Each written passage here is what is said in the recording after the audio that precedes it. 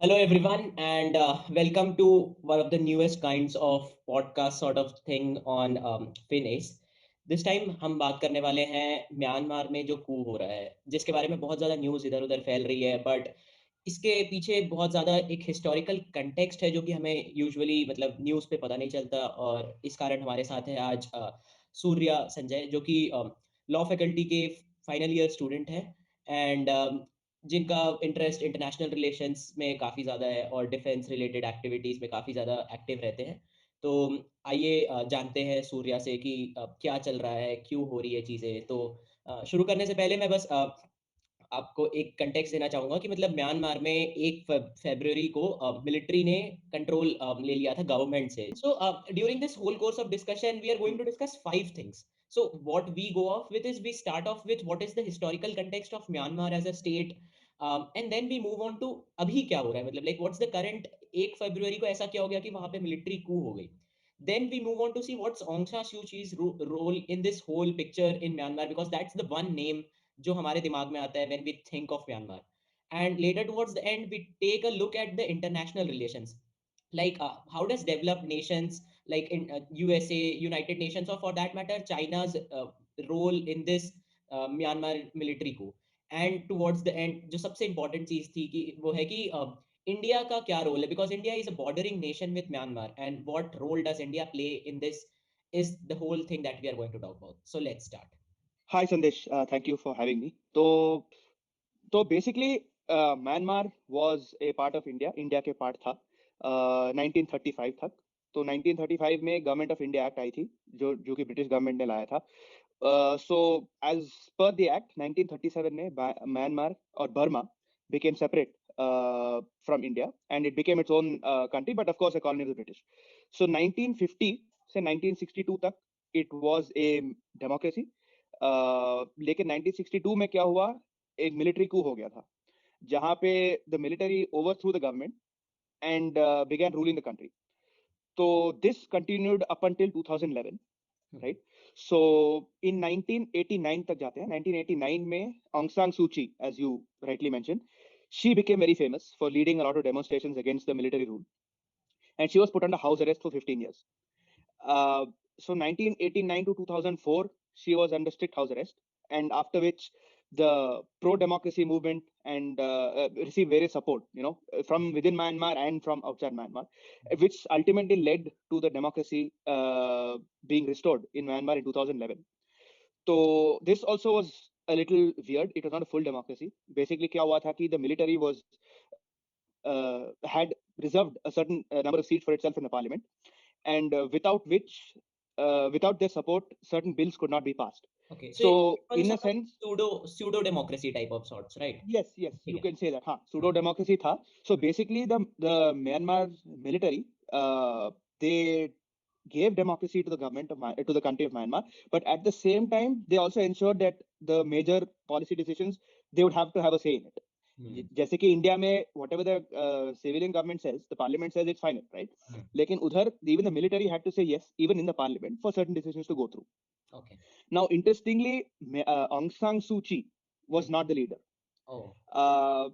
This was, I know it's a bit weird, but क्या हुआ था कि the Myanmar government during the transition of democracy, the military government that is, उन्होंने एक rule किया था कि anybody who has children who are not Myanmari citizens cannot hold office. Now, both of Aung San Suu Kyi's kids are not Burmese citizens. So they basically introduced this just to ensure that Aung San Suu Kyi is not or does not become the leader, right? Makes sense. तो हाँ, तो basically एक prime minister था जो democracy, national league और democracy के, but behind the scenes of course it was Aung San Suu Kyi controlling everything. तो basically from 2011 to February 1st, this was what is going on, right. Okay. तो basically ये हुआ था. Alright. सो ये तो हमें हिस्टोरिकल कॉन्टेक्स्ट के बारे में पता चल गया कि भाई मतलब म्यांमार में सिर्फ अभी कू नहीं हुआ है, ये काफ़ी टाइम से होते आ रहा है एंड मतलब लाइक एक तरीके से वहाँ पे डेमोक्रेसी बहुत ज़्यादा हर टाइम स्ट्रगल करती रही थी. बट अब ये जानने की कोशिश करते हैं कि मतलब अभी क्या हुआ? मतलब लाइक ऐसा अचानक से क्या हो गया कि मतलब इन इन टाइम्स में जबकि 21st सेंचुरी में democracy is a sweeping wave all across every country like majority of countries इस टाइम पे अब डेमोक्रेसी बन चुकी है. मतलब जो पहले हुआ करता था इंग्लैंड जैसे कॉलोनीज़ हुआ करती थी, अब वो टाइम खत्म हो गया है. बट अब अचानक से कैसे क्या चीज़ें हो गई ऐसा कि वहाँ पे अब कू आना लग गया मतलब मिलिट्री कू हो गया वहाँ पे? हाँ, तो बेसिकली क्या हुआ है कि म्यांमार में चुनाव हुआ था। So, wherein the Myanmarese government, the military rather, was backing the opposition, जो कि आंग सान सू की opposition है, उसको back कर रही थी। लेकिन क्या हुआ कि the National League for Democracy, which is Aung San Suu Kyi's party, won the election by a landslide, oh! which is something that the army did not want. तो उन्होंने क्या किया कि उन्होंने क्यों कर दिया। बेसिकली अगर बोलेंगे obviously there are a lot of complications which we will not know about, but basically this is what happened that Aung San Suu Kyi was, I would say, probably posing some sort of threat or something to the government, to the army, which is why, after the election, the Myanmarese government, military, alleged voter fraud, and stuffing of ballots and all kinds of election malpractices, basically. Hmm, Even though the Election Commission of Myanmar said that there was no, fraudulent voting or anything of the sort, but उन्होंने ऐसे इस excuse को use करके coup कर दिया Myanmar के government पे, and basically they took over power and they declared a state of emergency, and that's where we are right now. Okay, alright. So इसमें मतलब लाइक ऐसा कुछ मिलिट्री के ऐसे कुछ कोई बड़े नाम है क्या जिसके पीछे मतलब ये चीज़ें हो रही थी या फिर मतलब like it is more of a mass movement by military only to keep a control और मतलब इसके पीछे कुछ पॉलिटिक्स ऐसा कुछ है? नहीं, basically the Myanmar military, unlike the Indian military में if you see that the military does not take civilian decisions, right? Is not responsible for any decisions in civilian aspect of the country. लेकिन उधर क्या है कि from the beginning, right, from the 60s, as I said, hmm, the Myanmar's army has been significantly involved in decision making in every aspect of government, right? तो वो कभी गया नहीं था। हुँ, हुँ, हुँ, And this continued even after 2011, as I said, right? हुँ, तो अभी क्या है कि this was just, them acting against what they perceived as a threat to them, hmm, right? जो कि इंडिया में नहीं होता है। I hmm, think the closest example you can take to this is Pakistan, yes, where there is some sort of democracy, लेकिन whenever the military does not favor what is going on, they hmm, will either do a coup, as they've done 3 times in the past, or they will prop up another puppet, like what they apparently have done in Imran Khan. तो alright, basically ये है कि कोई people movement नहीं है that the people want military rule. Hmm, It's just that the power hungry generals of Myanmar are doing this. Oh, But उसके पीछे और कुछ नहीं है। Make sense. अच्छा तो इसमें लाइक आंग सान सू की का मतलब क्या रोल रहा है? मतलब कि पहले से ही म्यांमार मतलब इसका कुछ हिस्ट्री कॉन्टेक्स्ट दे सके मतलब लाइक क्योंकि एक नाम जो सिर्फ़ बाहर निकल कर आता है मतलब म्यांमार में कुछ हो रहा है तो इट्स आंग सान सू की। तो मतलब लाइक कौन है ये? इसके पीछे क्या कहानी है? Right. So basically, Aung San Suu Kyi was, you could say, a Mandela, hmm, Nelson Mandela type figure, right? Oh, Obviously, उसके उनके पीछे भी बहुत, obviously, lot of activists, lot of, and the general support of the people of Myanmar, right? हुँ, लेकिन वो एक figure head थी who did the impossible thing of standing up to the government despite severe pressure, right? हुँ, उनको jail भी भेजा गया था. As I said, she was under house arrest from 1989. हुँ, हुँ, लेकिन उसके बाद भी she did not relent, hmm, right? And 1989 was around the time, the Soviet Union started breaking up, if you remember. Hmm, So a lot of the authoritarian rule in the world started to break up at that time. The whole of Eastern Europe became free, right? And that's when the movement for democracy in Myanmar started becoming popular. Of course, it did not achieve anything until 2011, but that's when it started becoming popular. Uh, and uh, and she was seen as this spearhead, the figurehead, whatever head you want to call it, hmm, and she inspired the people of Myanmar. Hmm, So basically, while she herself was in jail, hmm, she inspired her countrymen to, rise up against the tyranny of the army hmm. and move forward in democracy, and ultimately, which led to the settlement of 2011. Make sense, alright. तो अब एक बात जो इस पूरे कहानी में निकल कर आती है कि मतलब लाइक अब मतलब पुराना ज़माना नहीं रहा। लाइक मतलब world is getting a lot globalized मतलब like international relations have been developing a lot, developed nations also take interest in what is happening around the nation. So मतलब इस सिचुएशन के होने के बाद what do you think is मतलब the major sort of move that should come out of developed countries like USA etcetera या फिर international organizations like United Nations should they actually interrupt what is happening in the country in Myanmar, or should they let go of however that's happening? What's the ideal move that should be expected from an international response? So basically, the problem is that now, so I think that right now the US is no more the single superpower. Hmm, एक और super power है China, जो कि, as you know, they are exporting their authoritarian model to countries around them, right? Hmm. And they are said to have backed this coup unofficially, because while the rest of the world called it a coup, the Chinese state media called it a cabinet reshuffle, right? Oh. And just before this coup in January of this year itself, the Myanmar's army chief met the foreign minister of China, right? So a lot of things have conveniently lined up for China, after which this coup has happened. So the thing is, usually what the West does when they disapprove of something like this is they sanction them. Hmm. They cannot take loans from international bodies, they cannot trade with other countries in the US dollar, etc., etc. लेकिन अभी क्या होगा, it is not advisable in my opinion कि ऐसा करने को, Hmm. क्योंकि China's influence has been growing in Hmm. Myanmar. So any punitive action, Hmm. yani ki if the West tries to punish Myanmar, it will only move the people of Myanmar away from the West, Hmm. Hmm. right? Makes sense. It will only move people maybe not towards China, but definitely away from the West. And any help from the West might not be welcome. So the West, the UN, right, the US, the EU, all of them should be careful in what they do. Hmm. They should not go guns blazing saying हम sanction करेंगे आपको, हम आपको ये करेंगे वो करेंगे नहीं. Hmm. They should be more pragmatic in their approach. Hmm. Like how India has, which I will come to later, Hmm. how India has, Hmm. and try and gain influence in a way that they have not tried before. But Surya, we are मतलब like what is China's मतलब like what does China get out of this? Like why would it support and like what's in it for China here? Right. So basically, क्या है कि I'm sure you have heard the Belt and Road Initiative, Hmm. Hmm. uh, China's very ambitious project. तो उसका एक हिस्सा है through Myanmar, Okay. right? Hmm. So China, if you have you heard of the Strait of Malacca? If you have not, it is basically a small water body between Java and Singapore and Malaysia, right? Hmm. Through which China gets most of its supplies, oil, food, everything, right? Hmm. 1/3 of world shipping passes through that strait. Hmm. Now the problem is the US and India are sitting on that Okay. particular part. Hmm. Hmm. If hostilities break out between India and China or the US and China, Hmm. excuse me, all they need to do is block the strait. Yes. Once that strait is blocked, China is starved, Hmm. literally starved. Okay. उनके oil नहीं आएंगे, उनके supplies बंद हो जाएंगे, and that will limit their ability to wage war. Hmm. So now China wants alternatives to that. Hmm. So what they're doing through Myanmar Hmm. is that they are building a port and they want to build a gas pipeline, Hmm. right? Which Okay. supplies China gas, and they have a port in the Bay of Bengal, Hmm. which can also monitor Indian and American military activities, and at the same time secure their supply lines. क्योंकि अगर Strait of Malacca block हो गया तो उनको बहुत दिक्कत होगी. So to stop that, Hmm. this is one part of a very large project. So this is what China hopes to gain out of building relations with Myanmar. Makes sense. Makes sense. I mean, it's a bigger picture if you unfold the events. Like if it comes out as a Yes, big yes, event. definitely, All right. So definitely.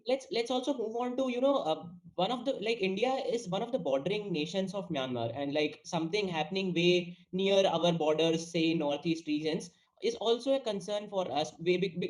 Especially because borders around northeast India are not so well defined, and activities can move here and there. So like what's in it for India? What should be the ideal policy response or say international response that India should take out for this movement? And what do you think about this?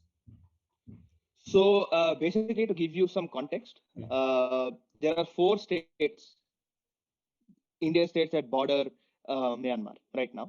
It's Arunachal Pradesh, Mizoram, Manipur, and Nagaland.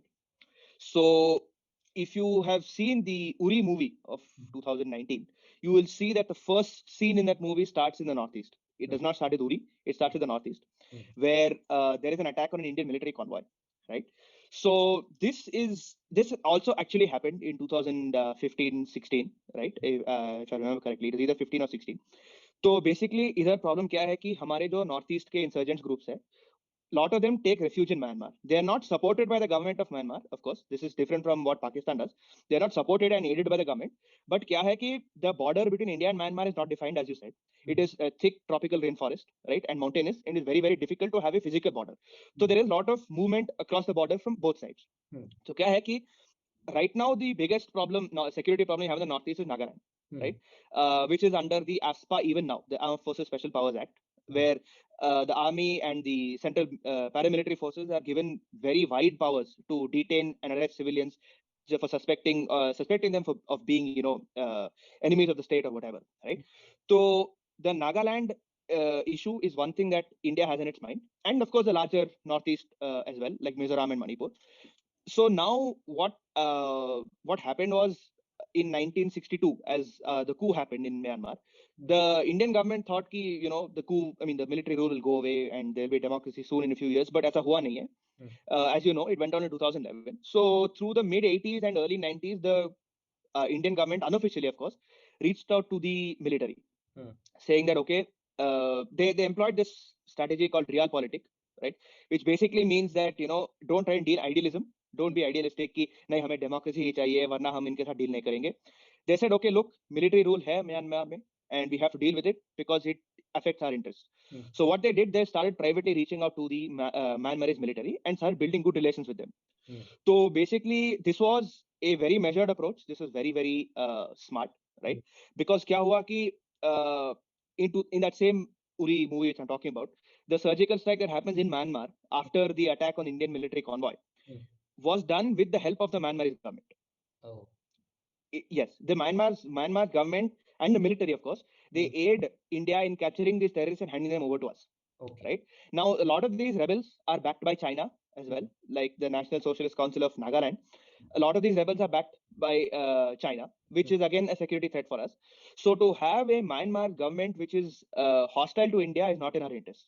Oh. Because they can start attacking our army bases in Assam, in Manipur, in Arunachal Pradesh, and we already have a front opened against Pakistan in Kashmir, and we have one now against China in Ladakh and in Sikkim, and now in Arunachal Pradesh. We don't want another hostile border. Yes. So, in my opinion, what the Indian government will do is what they did in the 90s, that they will publicly say that we hope for democracy to return and all of that, but privately they will engage with the military very actively, and which they have, right? They have developed good relations with them, and we will not try and condemn the military saying you are irresponsible, you're this, you're that, and like the Americans and the West do. We will keep our criticisms to ourselves, right? We will avoid confrontation with them, and we will directly engage with them. This is what India is doing right now at the moment, right? If you have noticed that there is no mention of an Indian criticism of the Myanmarese military, calling it a coup or trying to impose sanctions, anything like that. So, ऐसा कुछ नहीं है. So this is basically what India is going to do. The second issue which India has with what is unfolding in Myanmar or our interest in Myanmar are the Rohingyas. As I'm sure you've heard, Rohingyas are an ethnic minority in the Rakhine state, which borders Bangladesh and the northeast of India. So they are a group that's a predominantly Muslim population, right? The Rohingya, who are ethnic or who are actually ethnically not Myanmaris, they're actually from Bangladesh, right? So kya hai ki the Myanmarese military has been accused of committing war crimes against them, basically burning villages, killing their men, raping their women, etc., etc. Right? The whole human rights atrocities, everything. तो उसके वजह से क्या हो रहा है कि a lot of these refugees are running into Bangladesh, and consequently into India. So what happened? This happened in two phases.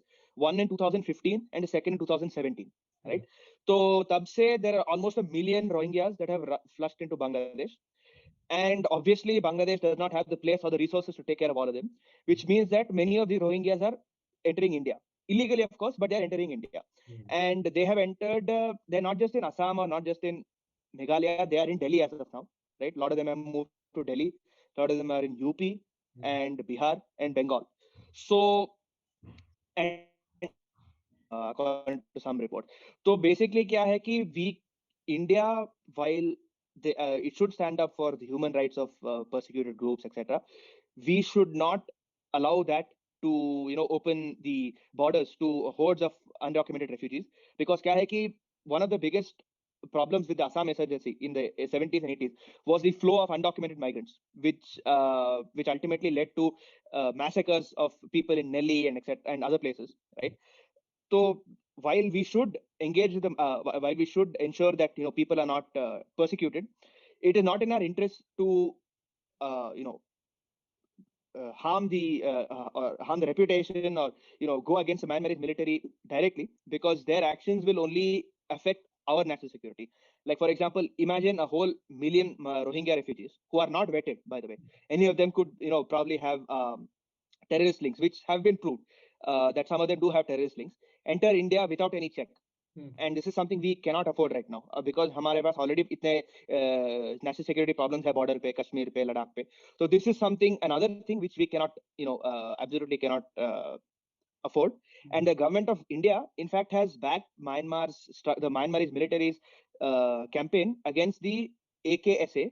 It is a terrorist group which operates in the Rakhine state, and which they want, and their ultimate goal is a free Rakhine state. So this is again a security problem for us, which is why it is again in our best interest not to, openly challenge them and openly condemn them like the US has been trying to do.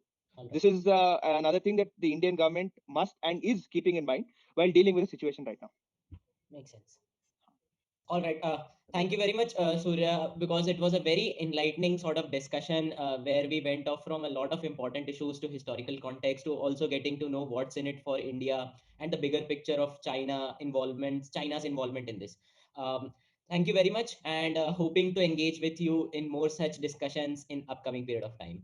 Sure, of course, Sandesh. Thank you. Thank you for having me again.